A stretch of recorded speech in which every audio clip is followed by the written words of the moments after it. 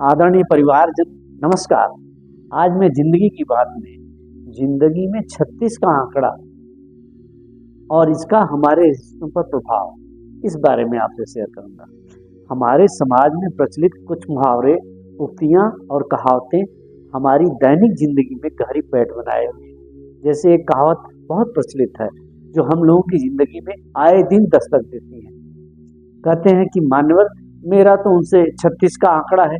यानी यह सब कुछ मत की एकता नहीं, कुछ विचारों, कुछ आदर्शों और कुछ स्वार्थों की वजह से ही होता है। शायद ही इस समाज के कुछ लोग होंगे जो किसी दूसरे आदमी से मुंह फेर कर न बैठे हों। यह बीमारी दुनिया के महान लोगों में भी होती है। जिंदगी में कई तरह के स्वार्थों एवं विचारधारा के चलते ही ये आंकड़े जिंदगी में बनते हैं। इनका बनना बुरा नहीं होता, लेकिन ये इसी दशा में ऐसे ही बने रहें तो इनका दूरगामी परिणाम गलत ही होता है।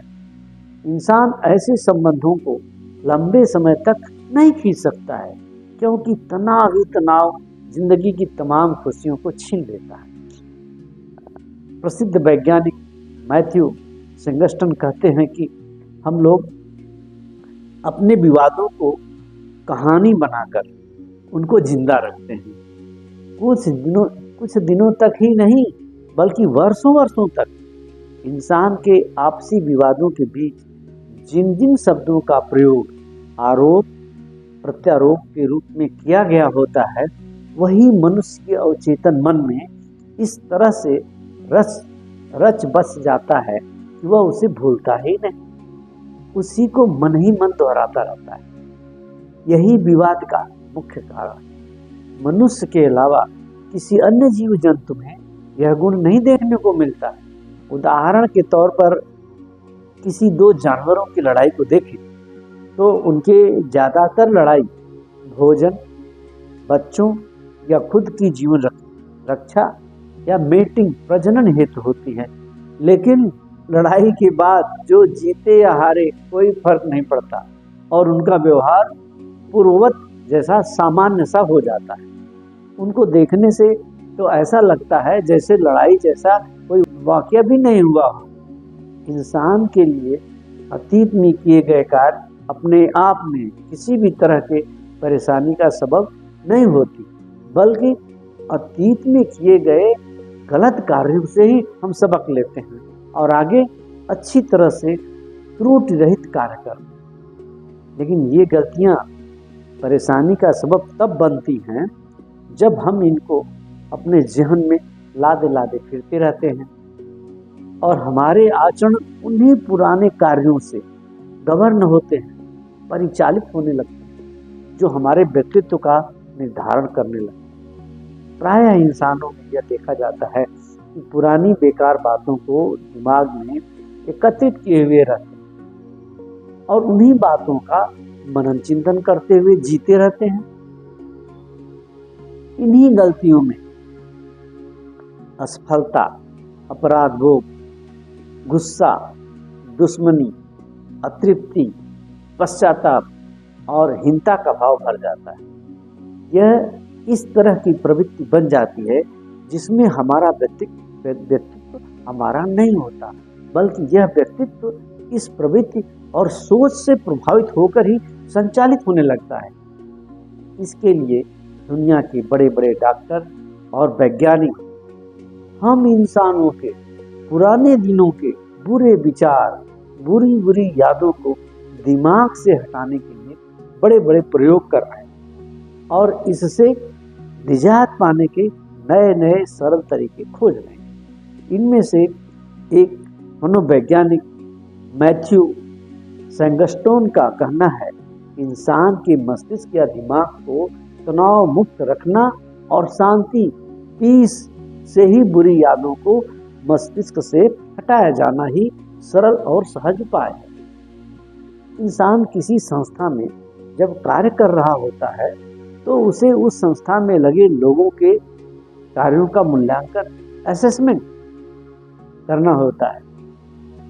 ऐसे में उनके कार्यों में सुधार हेतु कुछ कड़क शब्दों या संवेदनशील तरीके से धमकाना भी पड़ता है। पॉजिटिव बातों से तो ज़्यादा दिक्कत नहीं होती, लेकिन जो निगेटिव या उसे दिल में चुभने वाले शब्द या भाव होते हैं, उनसे वो नाराज ही नहीं बल्कि बदले की भावना से काम करने लगता है, या ऐसा लगता है कि उन दोनों में 36 का आंकड़ा जैसी बात हो जाती है। यह बातें संवेदना के स्तर पर बहुत नुकसान पहुंचाती हैं। इनमें दोनों तरफ से नकारात्मक भाव उभर जाते हैं। यह बात ऐसी ही है, यदि काना को काना कह दिया जाए तो वह बहुत बुरा मानता है, यह सच है, मगर उसका दिल भी नफरत से भर जाता है, जिसका दूरगामी परिणाम कभी अच्छा नहीं होता।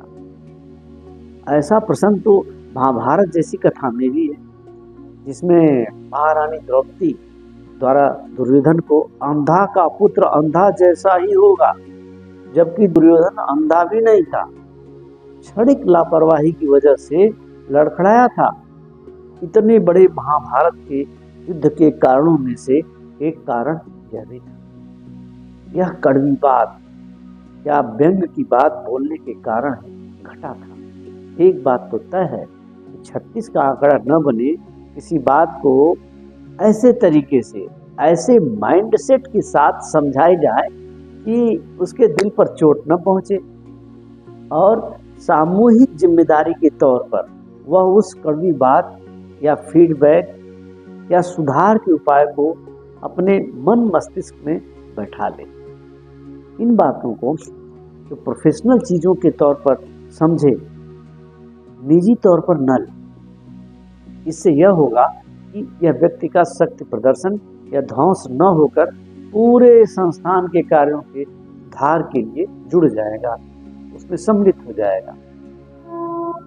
किसी व्यक्ति का मूल्यांकन करके उसको बताते समय मन में किसी दुर्भावना या कलुषित हृदय से या बदले की भावना या उसे किसी कमी को ध्यान में रखकर नीचा दिखाने की प्रवृत्ति न होकर ट्रू फैक्ट्स, उसके वास्तविक परिणाम को बताएं। एचआर डिपार्टमेंट के लोग वैज्ञानिक सोच से उसे किसी दूसरे काम के योग्य बताकर उसे 36 का आंकड़ा बनाने से बचा सकते हैं। इससे आपसी सद्भाव, प्रेम, मेलजोल भी बना रहेगा। हाल के दिनों में आपने बहुत बड़े बड़े पदों पर बैठे लोगों के बारे में टीवी में देखा होगा कि एक व्यक्ति के बारे में इतनी सारी अच्छी अच्छी और त्याग की, पराक्रम की, ईमानदारी की, साथ में संघर्ष झेलने की बात कही, और थोड़ी ही देर में उसे बहुत बड़े पद से हटाकर शून्य में लाकर खड़ा कर दिया। जोर का झटका धीरे से।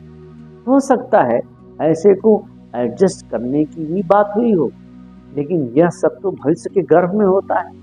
लेकिन 36 का आंकड़ा बनने से बच गया। ऐसे में जो बातें की जाती हैं जो नकारात्मक हैं, पद से हटाया जाता है, लेकिन बातों को शहद में लपेटकर ऐसी बातें जो ऊर्जा और जोश से भरी होती हैं, उसे बोलकर अपना काम सिद्ध किया जाता है।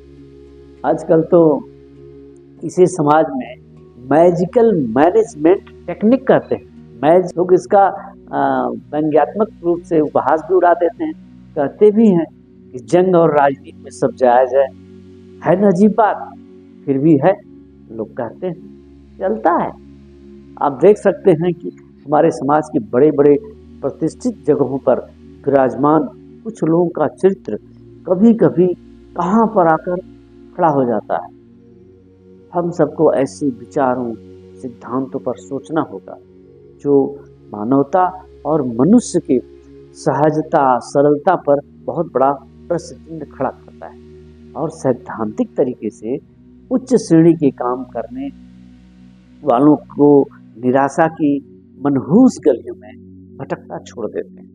जबकि ऐसा होना यह चाहिए कि उनका समाज में बड़े बड़े मन से कई बार सम्मान किया जाना चाहिए, और लोगों को एहसास करवाना चाहिए कि मानव हित में किए गए अच्छे कार्यों को सदैव इज्जत भरी नजरों से देखा जाता है और उन्हें जगह जगह सम्मानित और आदर का पात्र समझा जाता है।